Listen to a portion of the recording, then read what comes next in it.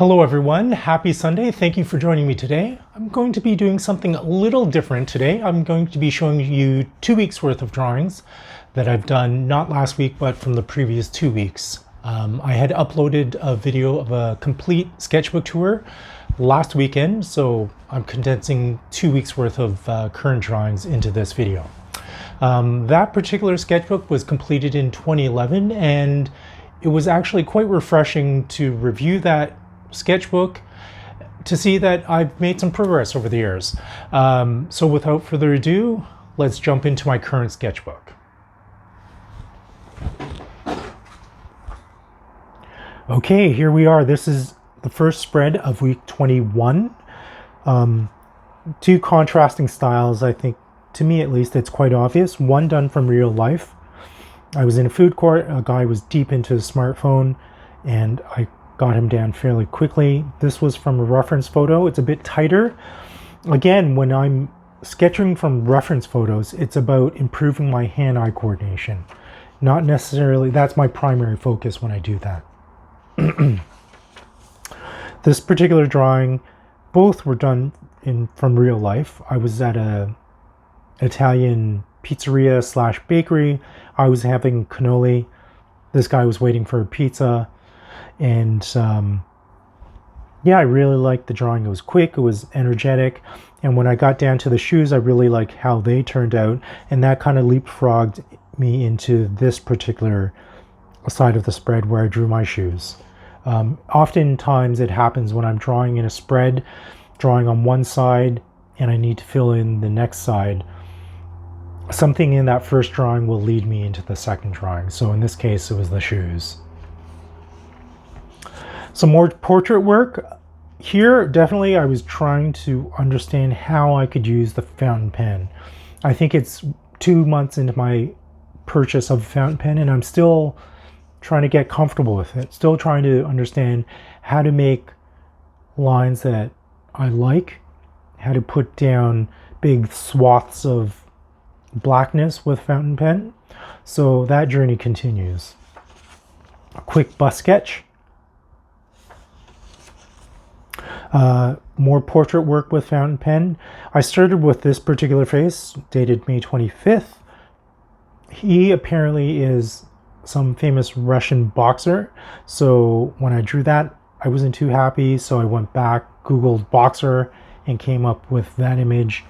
And I'm a lot more happy with that end result. There's a lot more energy, not only in the pose itself, but I think my line work is a bit more tighter here.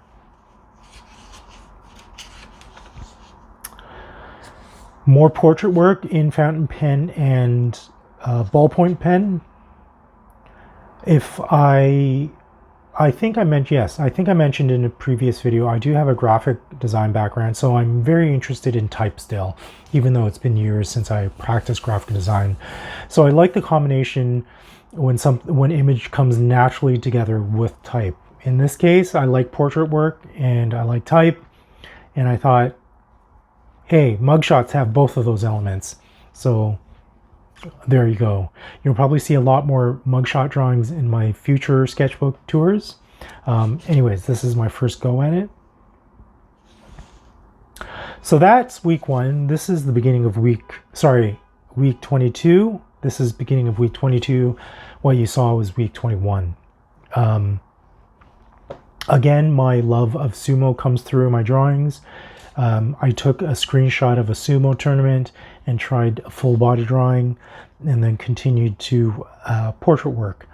This is Chiyomaru. I believe he's one of the more robust wrestlers in the top division. And I uploaded a video a few weeks ago showing how I used colored pen to complete this drawing. Please take a look if you're interested. Back to the food court, early Sunday morning. Yep, Center Point Food Court. When you're sitting in a food court in Canada, 9 times out of 10, you're going to be ordering from Tim Hortons for a coffee and a donut. My coworker Elmer, over a lunch break, He's on his phone, drinking some water, relaxing for the 45 minutes we have to eat and do nothing. I think the best part of this drawing for me is his right hand right there. It's very gestural. It's nothing. It's quick, it's energetic, and it gets the point across of what his hand is doing at that particular moment. Some more one mug shot.